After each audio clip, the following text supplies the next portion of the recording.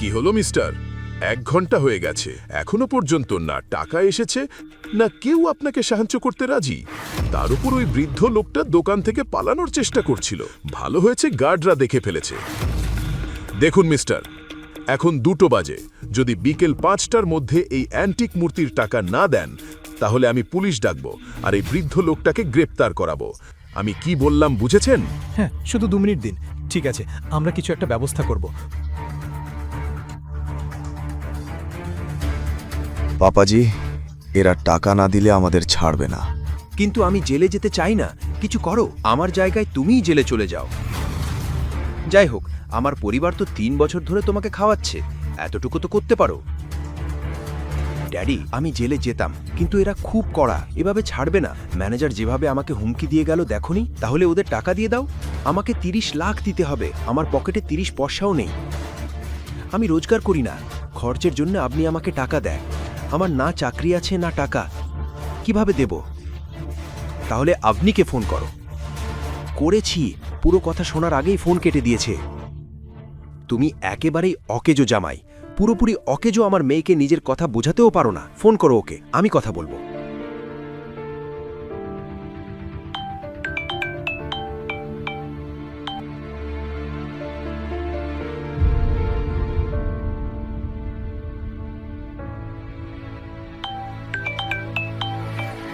তুমি কি পাগল? কাজের সময় আমাকে ডিস্টার্ব না করতে বলেছিলাম, আবার ফোন করেছো? সোনা, ড্যাডি কথা বলছে। ড্যাড? হ্যাঁ সোনা, তোমার সাহায্য দরকার। আমি একটা মূর্তি ভেঙে ফেলেছি আর এরা টাকা চাইছে, না দিলে আমাকে জেলে পাঠাবে। কিন্তু ড্যাড, আপনি কেন? এটা তো গৌতমের ভুল, তাহলে আপনি কেন? আসলে মূর্তিটা আমি ভেঙেছি, ছবি তুলছিলাম, দেখতে দেখতে ভুল করে হাত লেগে যায়, মূর্তিটা পড়ে ভেঙে যায়। ড্যাড, আপনি তো জানেনই গৌতম বাড়িতে কত সমস্যা তৈরি করেছে, আর এখন আপনিও আমার জীবনে নতুন সমস্যা নিয়ে আসছেন। কিন্তু মা, যাই হোক, বলুন আপনি কোথায় আছেন, আমি মাকে নিয়ে আসছি। আমরা অ্যান্টিক শপে আছি, মাধবনগর। ঠিক আছে, সেখানেই থাকুন, আমি এক্ষুনি আসছি। অভনি এক বিশাল সমস্যার মুখোমুখি হয়েছিল, আর সেখান থেকে বের হওয়া তার পক্ষে সহজ ছিল না। আসলে অভনির বাবা অনিল সিং যোধপুরের এক ধনী পরিবারের মানুষ ছিলেন, কিন্তু অনিলের মা গায়ত্রী দেবী সবসময় গৌতম আর অভনির বিয়ের বিরুদ্ধে ছিলেন। 3 বছর আগে পুষ্কারে অভনির দাদু হিম্মত আগরওয়াল আর গৌতমের দেখা হয়। তিনি গৌতমকে চিনেছিলেন এবং নিজের প্রিয় নাতনি অভনির জন্য তাকেই স্বামী হিসেবে বেছে নিয়েছিলেন।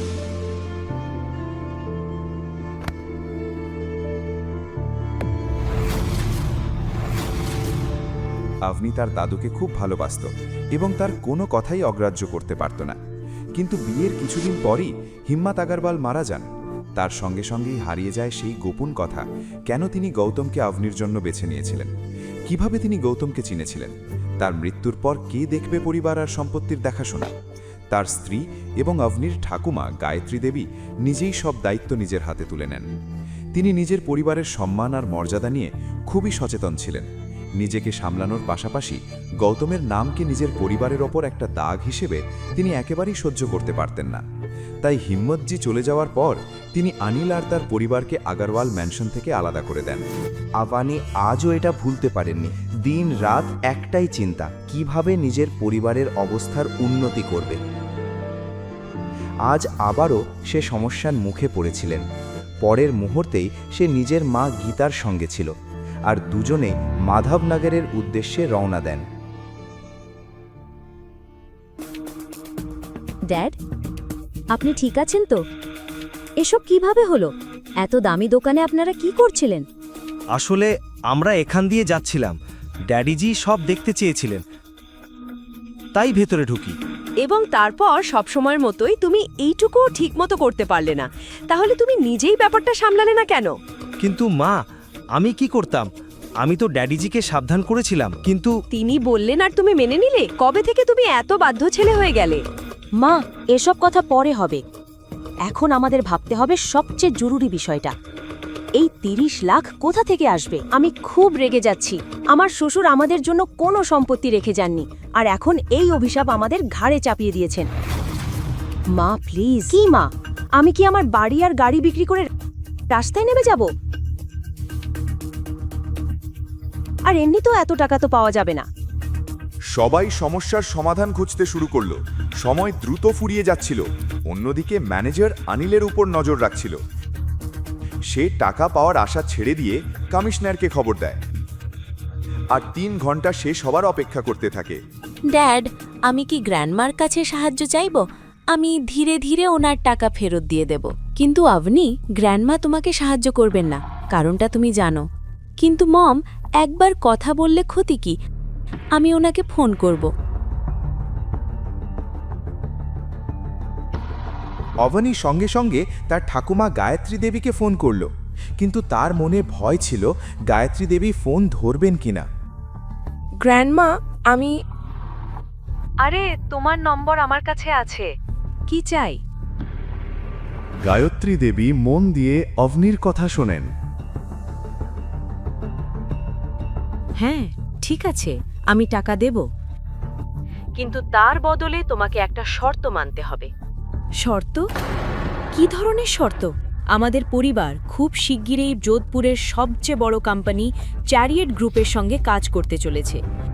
যদি আমার প্রতি এখনো তোমার সামান্য সম্মান থাকে, যদি আমাকে এখনো তোমার ঠাকুমা বলে মনে করো, তাহলে এক্ষুনি গৌতমকে ডিভোর্স দাও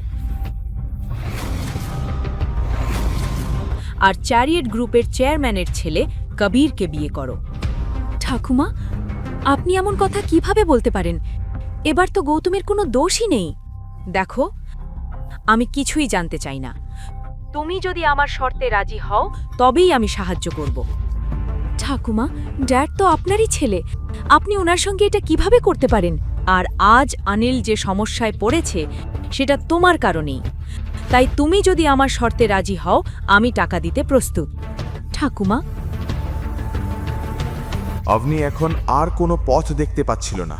অভনি, প্লিজ চিন্তা করো না, আমি কিছু একটা করব। কি করবে তুমি? এত বড় টাকার জন্য রাস্তায় ভিক্ষে করবে?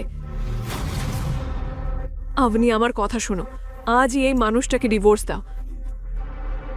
ও তোমার জীবন থেকে বেরিয়ে যাবে, তাহলেই ঠাকুমা আমাদের আবার বাড়িতে ঢোকার সুযোগ দেবে। তার উপর কবির তোমার বন্ধু, সে তোমাকে ভালো করে চেনে। আমি নিশ্চিত সে সাহায্য করবে। তার বাবা খুব ধনী, 30 লাখ ওদের কাছে কিছুই না। চলো আপনি।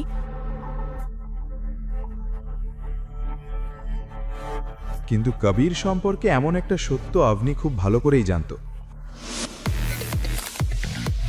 কবির হলো শেখর আনন্দের একমাত্র ছেলে, যিনি চ্যারিয়েট গ্রুপের ভাইস চেয়ারম্যান। ছোটবেলা থেকেই সে ছিল একজন প্লে বয়। প্রতি তৃতীয় মানুষের সঙ্গেই মেয়েদের কথা উঠত। প্রতি 4 দিনে কোনো না কোনো নতুন মেয়ে তার শিকার হতো। তার বিরুদ্ধে বহু কেস ছিল, কিন্তু শেখর আনন্দের ক্ষমতা আর প্রভাব এতটাই শক্তিশালী ছিল যে কেউ তার কিছুই করতে পারেনি। কবির বহুবার অভনির ওপর হাত দেওয়ার চেষ্টা করেছে। কলেজে থাকাকালীনও সে অভনিকে ফলো করত, কিন্তু অভনি কখনো তাকে পাত্তাই দেয়নি।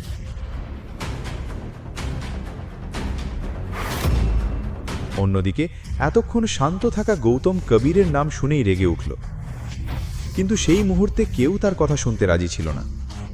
সে সঙ্গে সঙ্গে ফোন বের করে শোরুম থেকে বেরিয়ে গেল।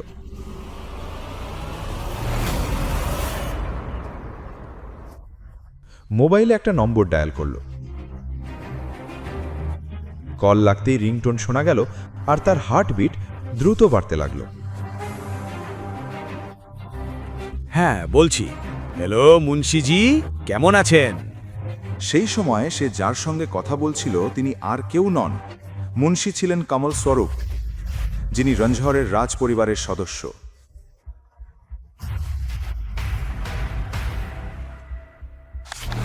গৌতম ছিলেন রঘুবেন্দ্রার কনিষ্ঠ পুত্র, যিনি আসলে রঞ্জহরের রাজপুত্র। গৌতমী ছিল তার প্রথম সন্তান। সে বড় হয়েছে সুমের ভবন। বলা ভুল হবে না যে সে সোনার চামচ মুখে নিয়েই জন্মেছিল। কিন্তু বড় হতে হতে গৌতম বাইরের দুনিয়াকে জানার আগ্রহ অনুভব করতে শুরু করে। রাজকীয় জীবন তার দম বন্ধ করা লাগত। একদিন রঘুবেন্দ্রা তার বিয়ে ঠিক করে দেন তার ঘনিষ্ঠ বন্ধুর মেয়ে দীপশিখার সঙ্গে।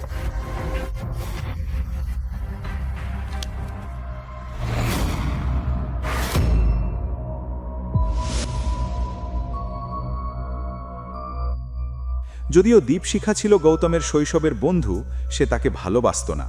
কিন্তু পরিবার কোনো কথাই শুনতে চায়নি। তাই বিয়ের দিন সাজানো মণ্ডপ ছেড়ে গৌতম পালিয়ে যায়।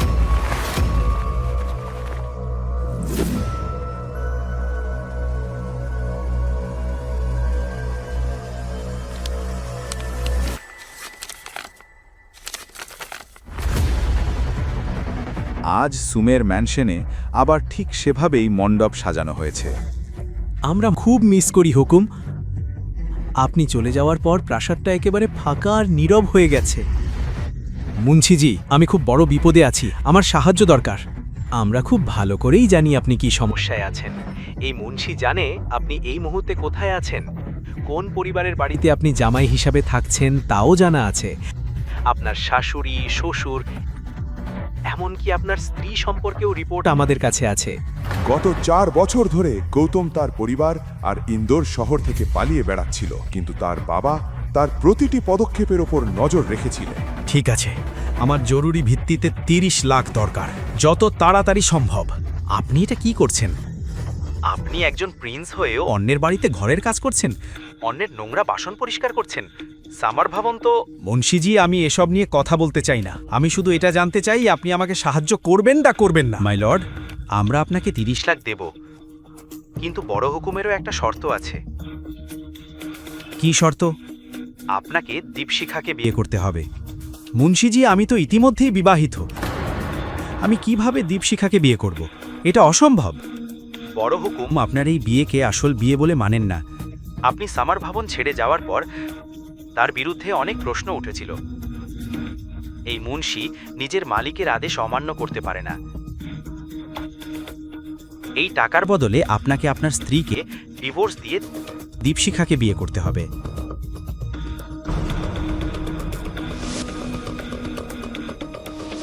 সে না বলার আগেই অভনির মুখ তার চোখের সামনে ভেসে উঠল। অভনি, যে নিজের বাবাকে বাঁচাতে কবিরের মতো চরিত্রহীন ছেলের কাছে সাহায্য চাইতে চলেছে। ঠিক আছে মুন্সিজি, আমি রাজি, কিন্তু আমাকে 1 বছর সময় দিন। আমি নিজেই অভনিকে ছেড়ে চলে যাব, তারপর বড় হুকুম যাকে চাইবেন তাকেই আমি বিয়ে করব। 4 বছর আমরা অপেক্ষা করেছি, আর 1 বছর অপেক্ষা করলে কিছু যায় আসে না। বড় হুকুমও এটা শুনে খুশি হবেন, কিন্তু আমারও একটা শর্ত আছে। এই 30 লাখের সঙ্গে সঙ্গে আমি আরও একটা জিনিস চাই। আমি চ্যারিয়েট গ্রুপ চাই। Chariot group? কিন্তু কেন? এগুলো সব আমি পরে তোমাকে বুঝিয়ে বলবো। হুকুম, সম্ভবত এখনই বলতে হবে, কারণ এই মুহূর্তে এই মুন্সি ঠিক চ্যারিয়েট গ্রুপের অফিসের বাইরে দাঁড়িয়ে আছে। কি? তুমি চ্যারিয়েট গ্রুপের বাইরে? হ্যাঁ হুকুম, কাজের সূত্রে আমাকে প্রায়ই এখানে আসতে হয়। আপনি এখানে চলে আসুন, ততক্ষণে আমি চ্যারিয়েট কেনার ডিলের প্রক্রিয়া শুরু করছি। ঠিক আছে মুন্সিজি, আমি এখনই আসছি। মুন্সিজির কাজ করার ধরন গৌতম খুব ভালো করেই জানত। মুন্সি কমল স্বরূপ ছিলেন কথার মানুষ, এমন একজন যার প্রভাব সবচেয়ে ক্ষমতাবান লোকদেরও চুপ করিয়ে দিতে পারত। এদিকে গীতা এখনও অভনিকে কবিরের কাছে যেতে অনুরোধ করছিল। আমাকে যত তাড়াতাড়ি সম্ভব চেকটা পেতে হবে। এই একটাই উপায় অভনিকে কবিরের কাছে যাওয়া থেকে আটকানোর। আরে ভাই, থামো থামো, আমি পথ দেখাচ্ছি, চলো তাড়াতাড়ি করো।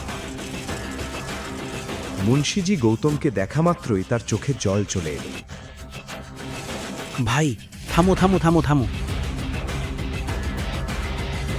গত 4 বছর ধরে দুনিয়া গৌতমকে একজন সাধারণ মানুষ হিসেবেই দেখেছে, কিন্তু আজ একমাত্র মুন্সিজিই জানতেন সত্যটা। গৌতম এখনও এত সম্পদের মালিক ছিল যে চোখের পলকে চ্যারিয়েটের মতো 10টা কোম্পানি কিনে নিতে পারত।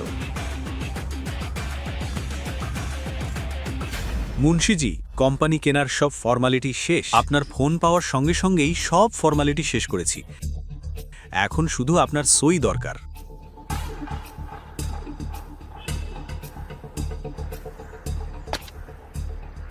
ভালো, আমার জন্য আরেকটা কাজ করতে হবে। এই কোম্পানির চেয়ারম্যান শেখর আনন্দ, আর তার একটা বকে যাওয়া ছেলে আছে কবির আনন্দ। আমি শুনেছি শেখর আনন্দের আদেশ ছাড়া এই কোম্পানিতে একটা পাতাও নড়ে না। একদম ঠিক কথা। দারুণ। তাহলে আমার মনে হয় শেখর আনন্দ যথেষ্ট কাজ করে ফেলেছেন, এখন তার বিশ্রামের সময় এসেছে। এই কোম্পানি থেকেই তাকে সরাসরি জেলে পাঠানোর ব্যবস্থা করুন। এই কোম্পানির সব ক্ষমতা এখন আপনার হাতে, আপনি যা ইচ্ছা করতে পারেন। চাইলে আপনি নিজেই চেয়ারম্যানের পদ দখল করতে পারেন।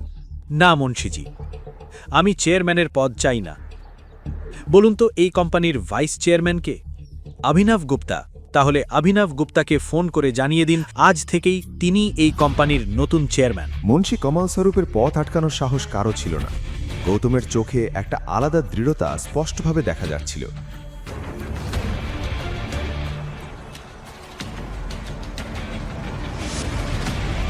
অন্যদিকে অভনির টেনশন ক্রমেই বাড়ছিল।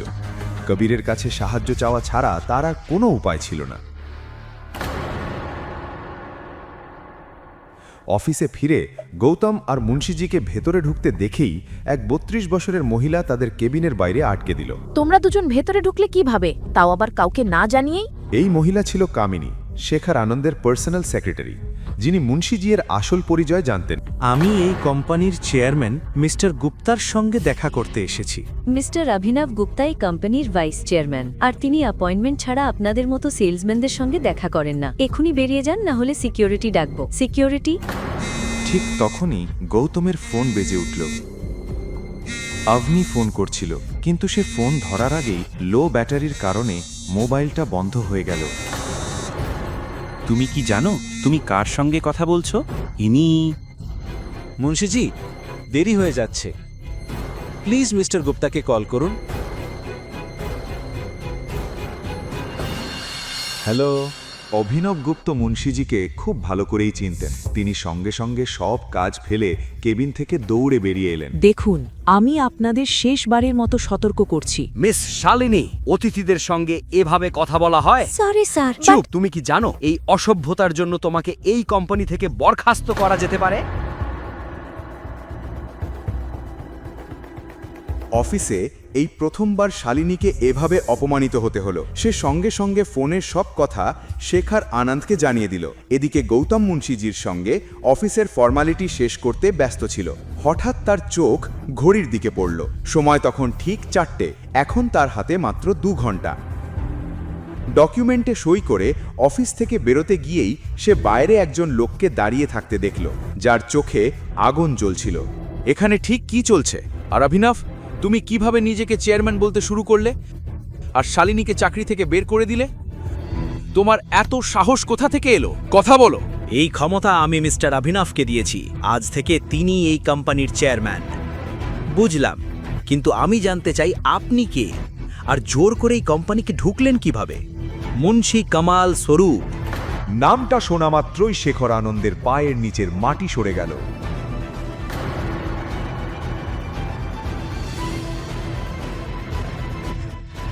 মিস্টার কামাল,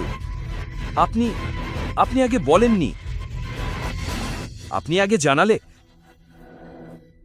ঠিক আছে, এক কাজ করি, আমার কেবিনে চলুন, বসে কথা বলি।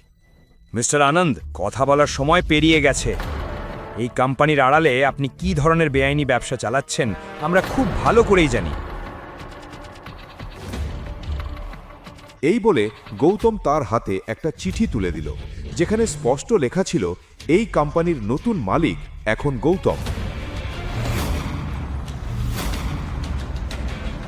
মুন্সিজি, মিস্টার গুপ্তা, আপনাদের দুজনের সঙ্গে আমার কথা আছে, ভেতরে চলুন। কেবিনে ঢুকেই গৌতম ঘড়ির দিকে তাকালো। সময় যত গড়িয়ে যাচ্ছিল, অভনি আর তার পরিবারের জন্য তার উদ্বেগ ততই বাড়ছিল। মিস্টার অভিনব, আজ থেকে আপনি এই কোম্পানির চেয়ারম্যান। এই ফার্মের সব সিদ্ধান্ত আপনিই নেবেন। আমি সম্পূর্ণ সততার সঙ্গে কাজ করব স্যার, অভিযোগের কোনো সুযোগ দেব না। ভালো। আর শেখর আনন্দ আর কবির আনন্দের সব অপকর্মের পুরো রেকর্ড আমি চাই। ওরা অনেক মেয়ের জীবন নষ্ট করেছে, এবার ওদের জেলে যাওয়ার সময় এসেছে। চিন্তা করবেন না স্যার, ওদের বিরুদ্ধে আমার কাছে যথেষ্ট প্রমাণ আছে আমার লকারে রাখা। আমি জানতাম একদিন না একদিন কেউ না কেউ ওদের বিরুদ্ধে আওয়াজ তুলবেই। এই দিনের জন্যই আমি অপেক্ষা করছিলাম স্যার। আজই আমি আপনাকে সব প্রমাণ তুলে দেব। মুন্সিজি, আমি দেরি করে ফেলছি, দয়া করে আমার চেকটা দিন। এই নিন হুকুম। ধন্যবাদ। ঠিক তখনই বাইরে দাঁড়িয়ে থাকা বডিগার্ডের কাছ থেকে মুন্সিজির ফোন এলো। ফোন ধরতেই মুন্সিজির মুখে ভয়ঙ্কর বিস্ময়ের ছাপ ফুটে উঠল, আর তিনি হতভম্ব হয়ে গৌতমের দিকে তাকিয়ে রইলেন। কিভাবে গৌতম এই জটিল জালের গিট খুলবে? হুকুম।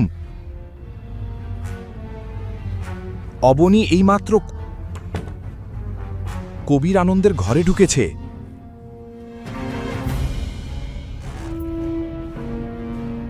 গৌতম খুব ভালোভাবেই জানত কেন কবির অবনীকে তার কেবিনে ডেকেছে।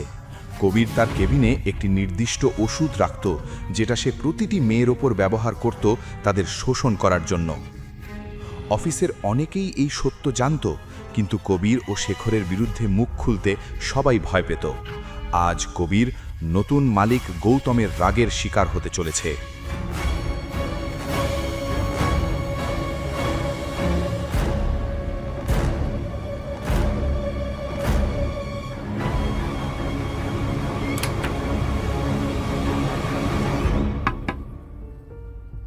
ভিতরে আসো। মুন্সিজির রিপোর্ট শোনার পর গৌতম চেকটি হাতে নিয়ে সোজা কবিরের কেবিনের দিকে রওনা দিল। আপনাকে কোথাও যেতে হবে না, হুকুম নিজেই এই ব্যাপারটি সামলাবেন। আর মনে রাখবেন, হুকুমের আসল পরিচয় কারও সামনে প্রকাশ পাওয়া চলবে না। ঠিক আছে মুন্সিজি। অবনে কাম।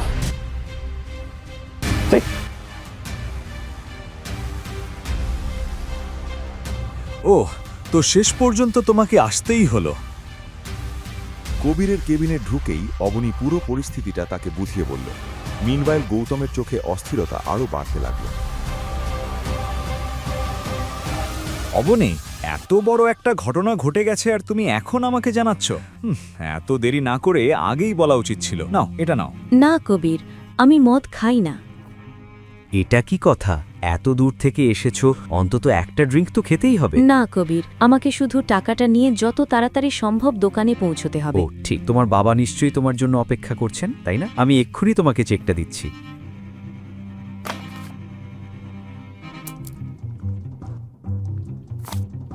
তুমি যদি আমার সঙ্গে না খাও তাহলে আমি খুব অপমানিত বোধ করব। ধন্যবাদ কবির, কিন্তু আমি সত্যিই মদ খেতে পারি না। আর আমি কথা দিচ্ছি, যত তাড়াতাড়ি সম্ভব আপনার টাকা ফিরিয়ে দেব। আমার টাকার কোনো দরকার নেই। কবির ধীরে ধীরে অবনীর দিকে এগিয়ে এলো। তার চোখে শিকারী মানসিকতা স্পষ্ট হয়ে উঠেছিল। জানো অবনী, আজ তোমার বাবাকে জেলে যাওয়া থেকে কেউ আটকাতে পারবে না, আমি ছাড়া। চলো, মাত্র একটা ড্রিঙ্কটা নাও, চেকটা নাও আর চলে যাও। এত ভাবছো কেন?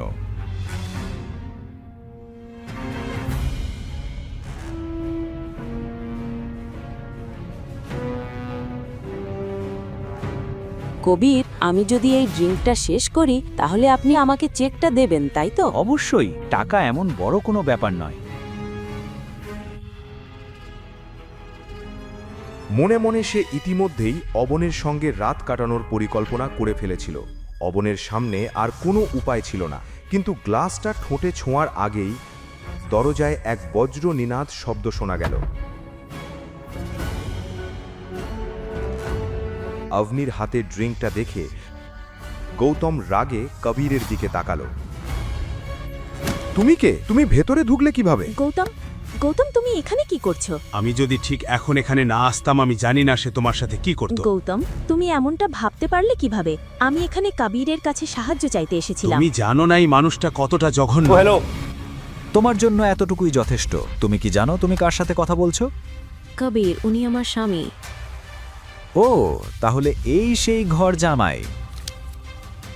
অবনী, ওকে বলো এখনই আমার পায়ে পড়ে ক্ষমা চাইতে, না হলে আজ সে এই জায়গা থেকে জীবিত বেরোতে পারবে না। আর অগ্নি, এই চেকের কথা ভুলে যাও।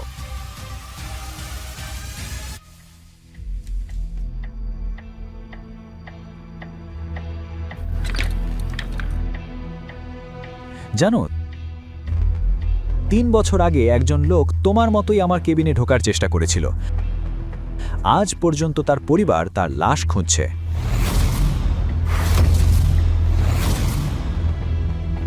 গৌতম, গৌতম, প্লিজ প্লিজ কবিরের কাছে ক্ষমা চাও। ওর কাছে ক্ষমা চাইব? আমাদের ওর কথায় ভয় পাওয়ার দরকার নেই। ও শুধু ফাঁকা হুমকি দিচ্ছে। ও শুধু ঘেউ ঘেউ করা কুকুর, কামড়াবে না। কুকুর? তুমি 2 টাকার ঘর জামাই। এখন দেখো এই কুকুর কি করে। আজ যদি তোমার চামড়া না ছাড়ায় তাহলে আমার নাম কবির আনন্দ না।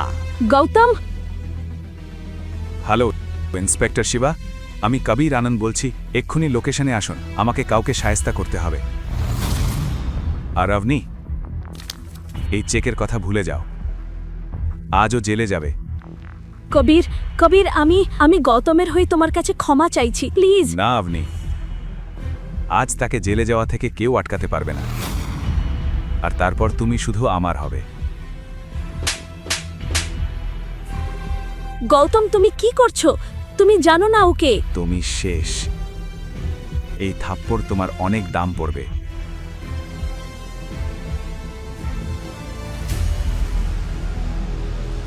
ড্যাড, এই কুকুরটা আপনার ছেলেকে থাপ্পড় মারার সাহস করেছে। তার বাবার অবস্থা দেখে কবিরের চোখ বিস্ময়ে বড় হয়ে গেল।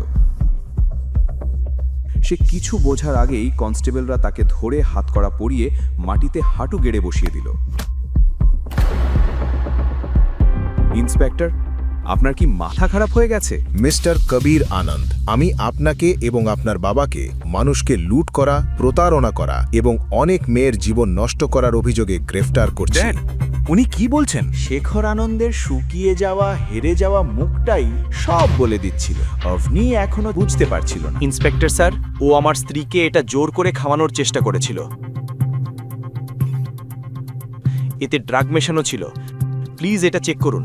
এটা শুনে ইন্সপেক্টর তার রুমাল বের করে ড্রিঙ্কটা পরীক্ষা করলেন। তিনি তরলের একটু অংশ কাপড়ে ঢাললেন। কয়েক মুহূর্তের মধ্যেই রুমালটা গাঢ় নীল হয়ে গেল এবং সবাই স্তব্ধ হয়ে গেল। আপনি ঠিক বলেছিলেন মিস্টার গৌতম, এই ড্রিঙ্কটাতে ট্রায়াজোল্যাম নামে একটা খুব বিপজ্জনক ড্রাগ আছে। কনস্টেবলরা, বাবা ছেলেকে প্রমাণ সহ নিয়ে যাও। কিছুদিন জেল খাটলে এদের মাথা ঠিক হয়ে যাবে। আপনি এটা করতে পারেন না। আমি এখনই কমিশনারের সাথে কথা বলবো। ড্রিঙ্কটাতে ড্রাগের কথা শুনে আভনির পায়ের নিচ থেকে মাটি সরে গেল। আজ কবিরের অন্ধকার কাজের ফল সে পেয়ে গেল।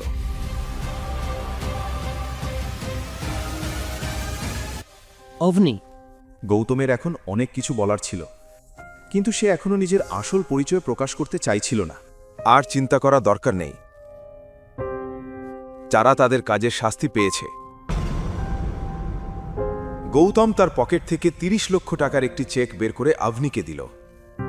দেখো, আমি বাবাকে বাঁচানোর জন্য টাকার ব্যবস্থা করেছি। কিন্তু এত বড় অঙ্কের টাকা তুমি এত তাড়াতাড়ি কিভাবে জোগাড় করলে? গৌতম যদি সত্যি বলতো তাহলে সে বড় সমস্যায় পড়ত, তাই সে কিছুক্ষণ চুপ করে রইল। গৌতম, আমি তোমাকে জিজ্ঞেস করছি, এই চেক তোমাকে কে দিয়েছে? আমি একজন বন্ধুর কাছ থেকে ধার নিয়েছি। তার কোম্পানি সম্প্রতি অনেক লাভ করেছে, তাই সে আমাকে ধার দিয়েছে।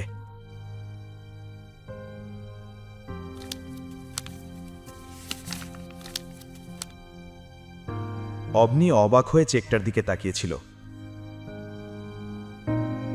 আমরা ধীরে ধীরে এই টাকা ফেরত দিতে পারবো। টাকা ফেরত নেবার জন্য তার কোনো তাড়া নেই।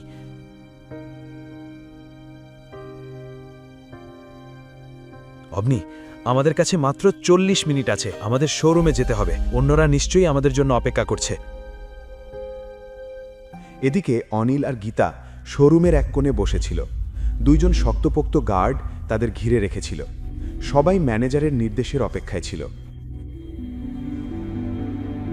এদিকে ম্যানেজার ইতিমধ্যেই কমিশনারকে শোরুমে আসতে বলেছে। আর মাত্র 10 মিনিট বাকি, আর তোমাদের জামাই আর মেয়েও নেই। আমার মনে হয় না তোমরা টাকা দিতে পারবে, তাই জেলে যাবার জন্য প্রস্তুত হও। হাবনি মা, তুমি কি টাকার ব্যবস্থা করতে পেরেছো? আমার বুক ধড়ফড় করছে। মা, চিন্তা করো না, এই নাও চেক।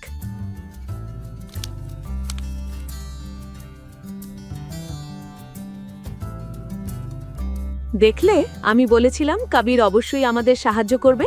সে খুব ভালো ছেলে, সে সোনার মতো খাঁটি। সে তোমার গৌতমের মতো না।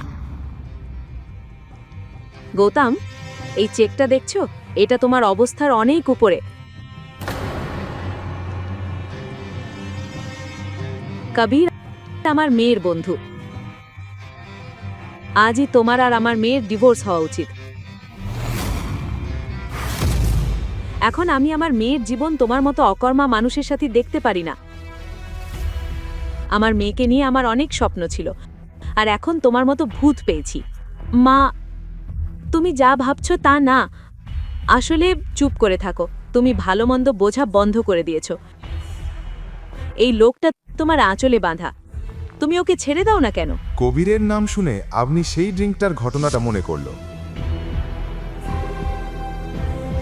মম, এই টাকা গৌতম আমাকে দিয়েছে, কবির দেয়নি।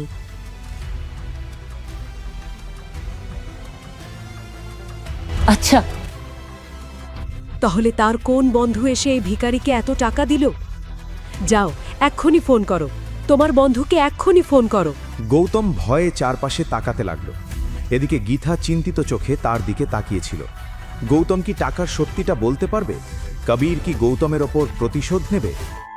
তোমার বন্ধুকে ফোন করো। আসলে আমার বন্ধু ভ্রমণে আছে, তার অ্যাসিস্ট্যান্ট আমাকে এই চেকটা দিয়েছে।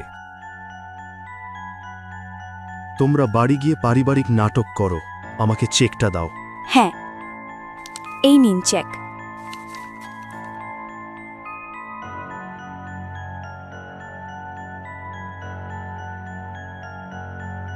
মম, কবির আসলে যেমন তুমি ভাবছো তেমন না। কবির টাকার বিনিময়ে আমার সাথে জোর করার চেষ্টা করেছিল, আর যদি গৌতম ঠিক সময় না আসতো তাহলে তার প্ল্যানে সফল হয়ে যেত। বেটা, তুমি ঠিক আছো তো? গীতা নিজের কানকে বিশ্বাস করতে পারছিল না। তোমার সাথে কিছু হয়নি তো মা? না ড্যাড, আমি এখন ঠিক আছি। তাহলে সবচেয়ে বড় প্রশ্ন হলো, গৌতম এই টাকা কোথা থেকে পেল? যাক, এসব নিয়ে ভাবো না। জীবনে প্রথমবার সে কিছু ভালো কাজ করেছে। এই, তুমি খুব ভালো কাজ করেছো। সে কোথা থেকে চেয়েছে জানি না, আমাদের সবার টাকা দিতে হবে, তাই না?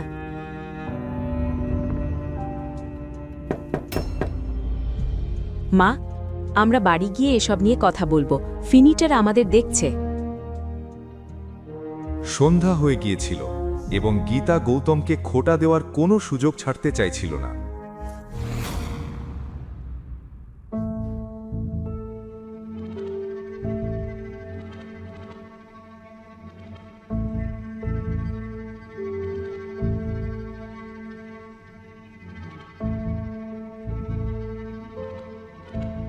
এখানে দাঁড়িয়ে থেকো না, আমাকে একটু চা এনে দাও।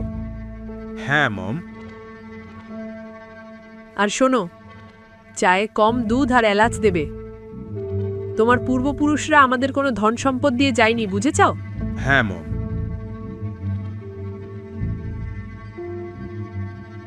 এটা শুনে দীপক নিজের মনেই হেসে ফেলল, কারণ শর্মিলার দাদুকে ব্যবসা শুরু করার জন্য টাকা দিয়েছিলেন দীপকের দাদাই।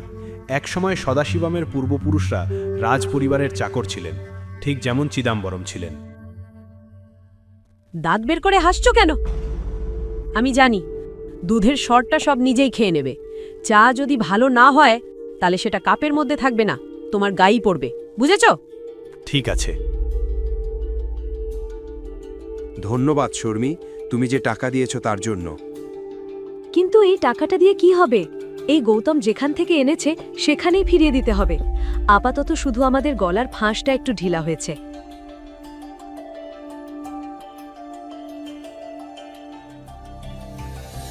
শর্মিলা নিজের সঞ্চয়ের কথা ভাবতে লাগল, কারণ দীপক যে টাকা ধার নিয়েছিল সেটা শিগগিরই ফেরত দিতে হবে। ঠিক তখনই প্রতিদিনের মতো দীপক খাওয়ার কথা জিজ্ঞেস করতে এলো, কারণ বাড়িতে গীতা আর গণেশের পছন্দ প্রায়ই আলাদা ছিল। মা, আপাতত আমাদের যা সঞ্চয় আছে সেটাই দিই, বাকি টাকাটা আমি ধীরে ধীরে দীপককে ফিরিয়ে দেব। ঠিক আছে, আগে ওকে জিজ্ঞেস করো, ওর ধনী বন্ধু কি পরে বাকি টাকা নিতে রাজি হবে? কারণ আমাদের কাছে তো মাত্র 5 লাখ আছে। যদি সে রাজি না হয়? ওর কোনো তাড়া নেই, বলেছে ধীরে ধীরে দিলেই চলবে। তাহলে ঠিক আছে, পরে দিলেও চলবে। কিন্তু মা, এই 5 লাখটা কি এখনই দেওয়া উচিত নয়? হ্যাঁ, অবশ্যই। তোমার স্বামীর মতো আমি কারোর উপর বোঝা হতে চাই না।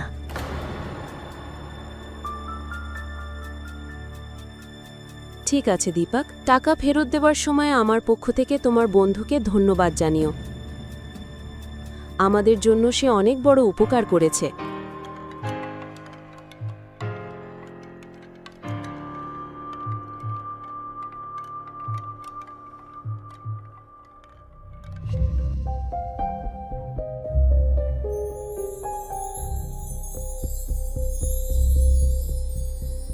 গত 4 বছরে দীপক ঘরের কাজ আর রান্নায় পুরোপুরি দক্ষ হয়ে উঠেছিল। সবচেয়ে কঠিন রান্নাটাও করতে তার বেশি সময় লাগতো না। অল্প সময়ের মধ্যেই সবাই খাওয়া শেষ করে নিজেদের ঘরে চলে গেল।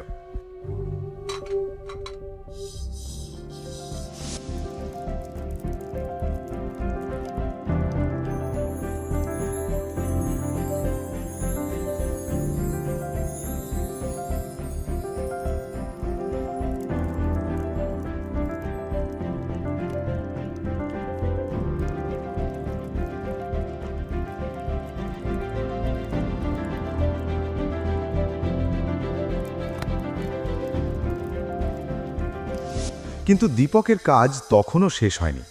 সে রান্নাঘরে বাসন মাজছিল। সময়ের সঙ্গে সঙ্গে দীপক নিজেকে সব দিক থেকে বদলে নিচ্ছিল। বাসন মাজতে মাজতেই হঠাৎ শর্মিলার মুখটা তার মনে ভেসে উঠল। আজ প্রথমবার শর্মিলার চোখে নিজের জন্য সম্মান দেখেছিল সে। সেই কথা ভেবে হাসছিল। এমন সময় তার ফোন বেজে উঠল। দুঃখিত স্যার, আপনাকে কি বিরক্ত করলাম? অ্যাপয়েন্টমেন্ট লেটারে আপনার সই দরকার। কাল কখন আসবেন? আমি কাল সকালে অফিসে আসব। ঠিক আছে স্যার। এত রাতে কার সঙ্গে ফোনে কথা বলছো?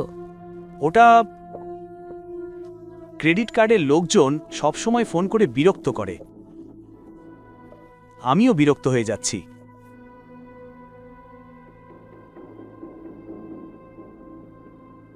পরের দিন সকালে দীপক ঘরের কাজ শেষ করে এসভি গ্রুপ কোম্পানির দিকে রওনা দিল। সে শর্মিলাকে মিথ্যে বলেছিল যে সে বাজারে যাচ্ছে, তাই তাকে দ্রুত বাড়ি ফিরতেই হবে। সুপ্রভাত স্যার, আমি সব সিনিয়র এক্সিকিউটিভদের জানিয়ে দিয়েছি। আমি একটি মিটিংয়ের ব্যবস্থা করেছি স্যার। আপনি কখন আসছেন? মিস্টার আধাভান, আপনাকে কে এই মিটিং আয়োজন করতে বলেছে? আমি চাই না কেউ জানুক আমি কে। দয়া করে মিটিংটা বাতিল করুন। দুঃখিত স্যার, আমি মিটিং বাতিল করে দিচ্ছি। দয়া করে চিন্তা করবেন না, কেউ আপনার সম্পর্কে কিছুই জানে না। ভালো, আমি তোমার কেবিনে তোমার সঙ্গে দেখা করব।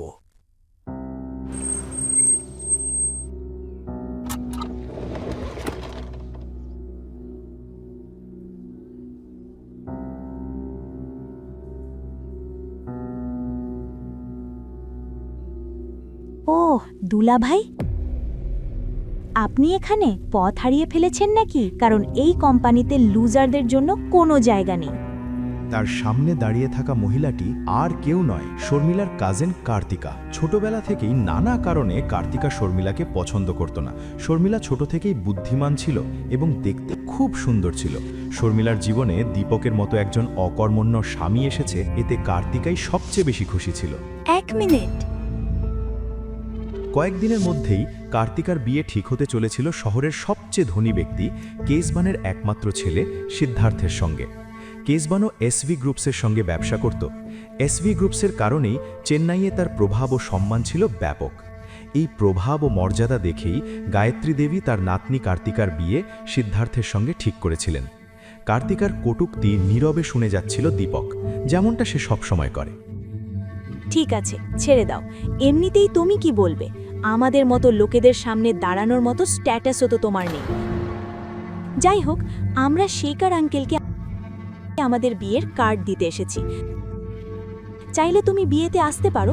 তোমার জন্য আমি একজন ওয়েটারের কাজ রিজার্ভ করে রাখব। তোমার বিয়েতে ওয়েটার হওয়ার সামান্য ইচ্ছেও আমার নেই।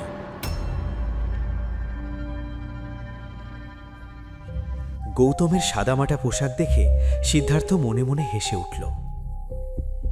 কিন্তু সে জানত না এই সাধারণ পোশাকের আড়ালেই দাঁড়িয়ে আছে এসভি গ্রুপের আসল মালিক। ও, তাহলে তুমি সেই লিভ ইন জামাই গৌতম। তোমার সম্পর্কে অনেক শুনেছি তুমি নাকি তোমার স্ত্রীর রোজগারের ওপরেই বেঁচে আছো।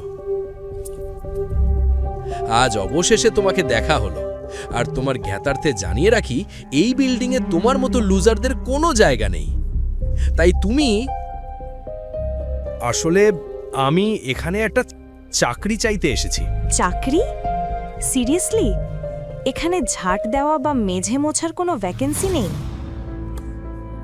কার্তিকা, আমার মনে হয় ও সিকিউরিটির কাজের জন্য এসেছে। All the best. দুলাভাই, শর্মিলার মাইনে কি তাহলে সংসারের খরচ চালানোর জন্য যথেষ্ট নয়? কিন্তু এখানে তোমার চাকরি পাওয়ার সম্ভাবনা খুবই কম। একটা কাজ করো, এটা নাও, এতে তোমার উপকার হবে। সময়ই বলে দেবে এটা কার উপকারে লাগবে। যত্ন করে রেখে দিও, খুব শিগগিরই তোমার এর দরকার পড়বে। কি বললে? কিভাবে সাহস হলো আমার সঙ্গে এভাবে কথা বলার? আজ থেকে তুমি যা বলবে বা যা করবে, করার আগে একবার ভেবে নিও। কি? তুমি কি করবে বলো তো? তুমি কি করতে পারো? বেবি, ছেড়ে দাও। কেন এই রাস্তার গুন্ডার সঙ্গে কথা বলছো? আমরা যে কাজের জন্য এসেছি সেটা শেষ করি। ওর তো এমনিতেই কোনো কাজ বা চাকরি নেই।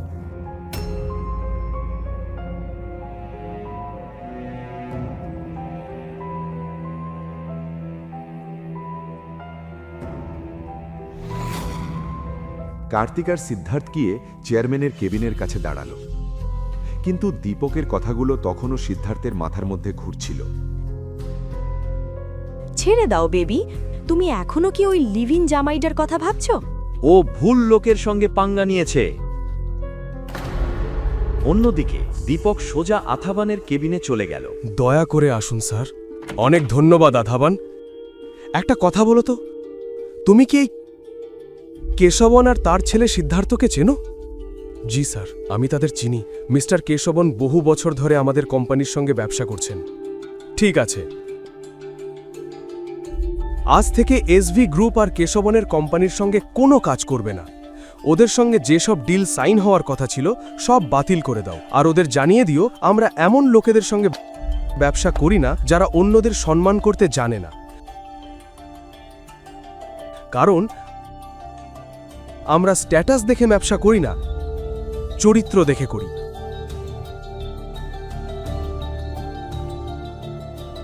সিদ্ধার্থ কি দীপককে চেয়ারম্যানের সঙ্গে কথা বলতে দেখবে? শর্মিলা কি জানতে পারবে দীপক যে টাকা এনেছিল তার পেছনের সত্যিটা কি? দীপকের কথা শুনেই আথাভান সঙ্গে সঙ্গে কেশাভানকে ফোন করল।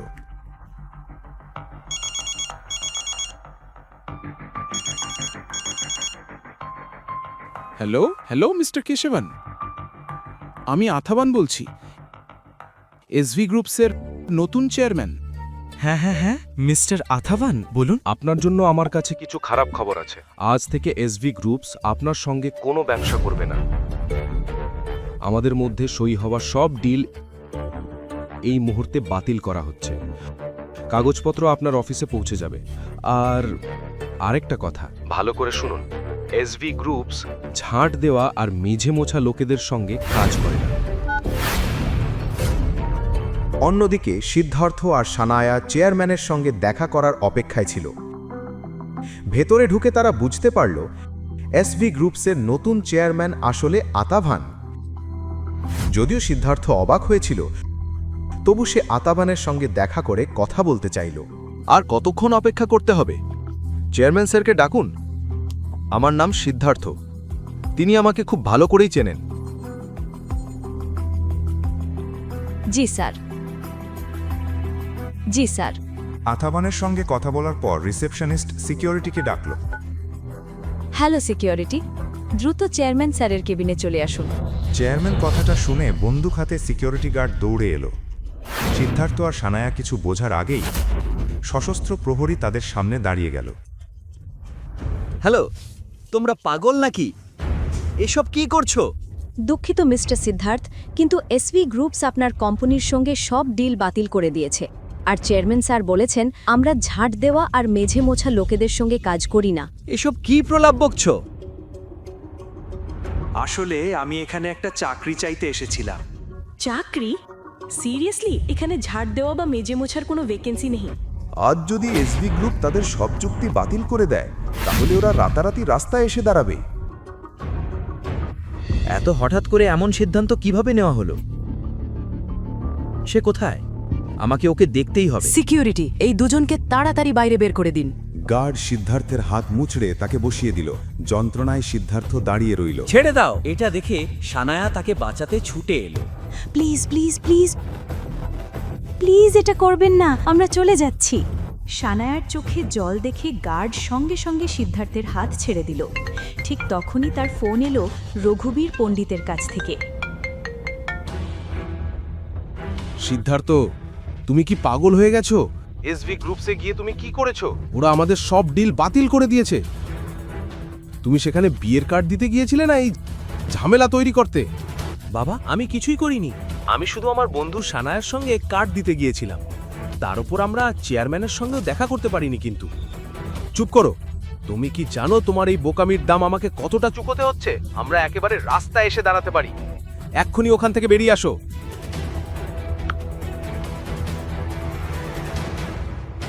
চলুন স্যার, বাইরে যাই।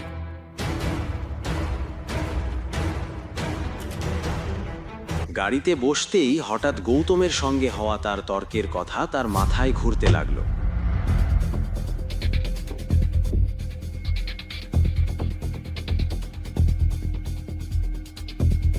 সানায়া, আমার মনে হচ্ছে এসবের পেছনে ওই গৌতমই আছে। ও তোমার কী বা করতে পারবে? ওর তো এসভি গ্রুপসে কাজ করারও যোগ্যতা নেই। কিন্তু তার মনের ভিতরে কোথাও সন্দেহের একটা বীজ বপন হয়ে গিয়েছিল। এর পেছনে আসলে কি ভুল হচ্ছে সেটা আমাকে জানতেই হবে। সিদ্ধার্থকে শিক্ষা দিতে পেরে গৌতম ভিতরে ভিতরে খুব ভালো অনুভব করছিল।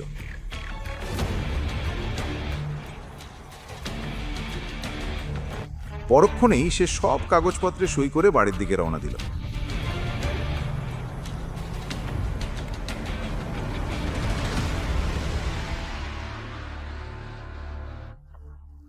কিন্তু বাড়িতে পৌঁছতেই তার হাসিমুখ মুহূর্তের মধ্যে ফ্যাকাশে হয়ে গেল। অবনী ঠাকুমা গায়ত্রী দেবী সোফায় বসেছিলেন। তার উঁচু নাক দেখেই বোঝা যাচ্ছিল অনিলের ছোট্ট বাড়িতে এসে তিনি মোটেও খুশি নন। আগারওয়াল ম্যানশন ছেড়ে অনিল বেরিয়ে আসার পর থেকে গায়ত্রী দেবী আর কখনো অনিলের বাড়িতে পা রাখেননি। আজ হঠাৎ তাকে সোফায় বসে থাকতে দেখে গৌতমের মনে একের পর এক প্রশ্ন ঘুরতে লাগল।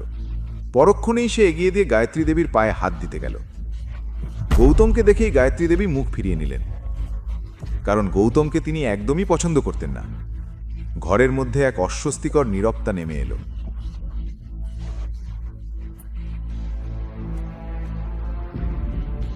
মাসা, চা। গায়ত্রী দেবী হাতে না নিয়েই কাপটার গন্ধ শুকতে লাগলেন। চা এত পাতলা যে মনে হচ্ছে দুধের সব স্বর তুমি চেটে খেয়ে নিয়েছো। চা যত পাতলা হচ্ছে তুমি তত মোটা হচ্ছ। ডাস্টবিনে ফেলে দাও। গীতা যেমন গৌতমকে খোঁচা দেওয়ার কোনো সুযোগ ছাড়ে না, ঠিক তেমনি গায়ত্রী দেবীও গীতাকে অপমান করতে ছাড়েন না। তোমরা সবাই শোনো, আমি এখানে সানায়ার বিয়ের জন্য এসছি, কার্ড দিতে এসছি। আসলে আমি চাইনি তোমরা বিয়েতে এসো, কিন্তু পার্টিতে যারা আসবে তারা হয়তো ঝামেলা করতে পারে, কারণ সমাজে তোমরা আমাদের নামটা খুব ভালোভাবেই ছড়িয়ে দিয়েছো। এটা বলেই গায়ত্রী দেবী অবনী আর গৌতমের দিকে তাকালেন। তার চোখে রাগে আগুন জ্বলছিল। তাই বিয়েতে এসো, কিন্তু খালি হাতে এসো না, দামি উপহার আনবে। অনিলের ভাই সৌরভ সানায়ার বিয়েতে ৩৫ লাখ টাকার একটা গাড়ি দিচ্ছে।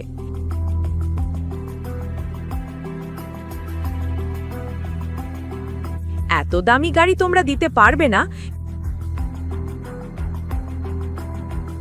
কিন্তু অন্তত ৫ লাখ টাকার একটা হার নিয়ে এসো।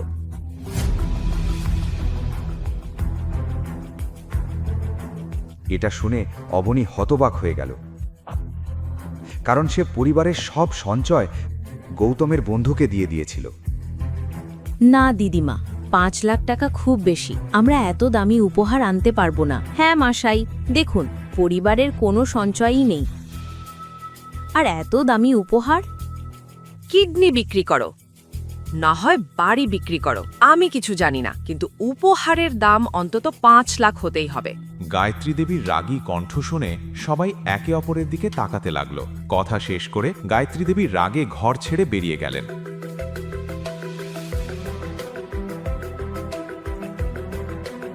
5 লাখ বলছে যেন 5 টাকার কথা। সানায়ার বিয়েতে এত আয়োজন, অবনীর বিয়ের সময় এদের কোথায় ছিল এসব? হ্যাঁ না অবনী, তোমার বিয়েতে যত খাম এসেছিল সব আমি খুলে দেখেছিলাম, কেউ 500 টাকার বেশি দেয়নি, সবাই এসে খেয়েছে ফ্রি। আর এখন সানায়ার বিয়েতে 5 লাখের উপহার, 35 লাখের গাড়ি। ঈশ্বরই জানেন কি নাটক চলছে। হ্যাঁ, কিন্তু গীতা, মাসা যখন বলেছে তখন আমাকে দিতে হবে।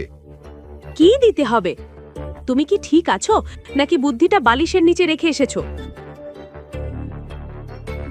তোমার জ্ঞাতার্থে বলছি, এখনো আমাদের 27 লাখ টাকার ঋণ রয়েছে।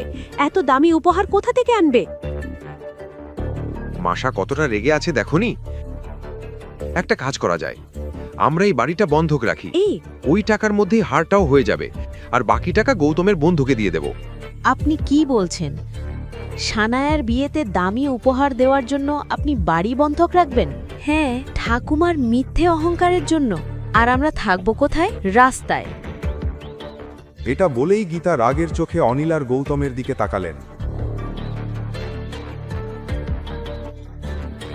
অবনী, আমার কাছে কিছু টাকা আছে, আমরা একটা সস্তা হার কিনব। ঠিক আছে মা, যাই হোক বাজারে কিছু সুন্দর আর সিম্পল ডিজাইন তো থাকবেই, আমি জানি। গৌতম, গাড়িটা বের করো, চলো।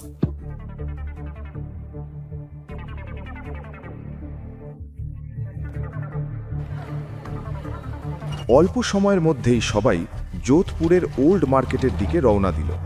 গৌতম গাড়ি থামালো পুরনো বাজারের এক বড় গয়নার দোকানের সামনে।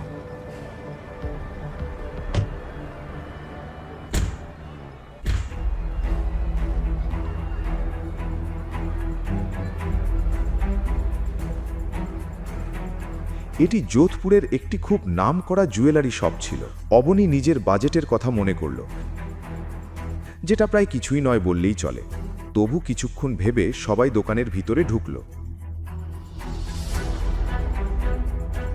আরে ভাই, তাড়াতাড়ি করো, কাস্টমার আসার সময় হয়ে গেছে। দোকানে ঢুকতেই এক মোটা লোক তাদের দিকে তাকিয়ে হাসল। খাম্মাগনি, খাম্মাগনি, আসুন আসুন, কি দেখাবো বলুন? হ্যাঁ, আমরা একটা হার আর কিছু কানের দুল দেখতে চাই। হ্যাঁ হ্যাঁ, দেখুন, এটা একটা চোকার ডিজাইন। পছন্দ হলো না? 1 মিনিট অপেক্ষা করুন।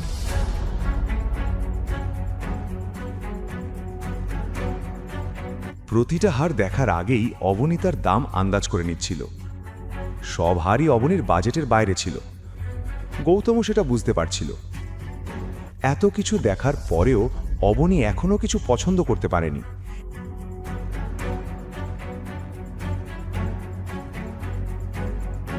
এটা দেখে দোকানদার পুরোপুরি সরে গেল, আর গৌতম আর অবনীকে ইশারায় কথা বলতে দেখে তার মনে হলো এরা হয়তো প্রতারক। সে সঙ্গে সঙ্গে বাইরে দাঁড়িয়ে থাকা গার্ডদের ইশারা করল, আর তারা তৎক্ষণাৎ ভেতরে ঢুকে পড়ল। অবনী, গৌতম আর গীতার উপর নজর রাখতে শুরু করলো। এটা দেখে অবনী আর গীতা ভয় পেয়ে গেল। গল্পের বাকি অংশ জানতে দেখুন পরের এপিসোড, শুধু পকেট এফএম-এর ইউটিউব চ্যানেলে। আর রয়্যাল ওয়ারিসের সব এপিসোড শুনতে বর্ণনায় দেওয়া লিঙ্ক থেকে পকেট এফএম অ্যাপ ডাউনলোড করুন।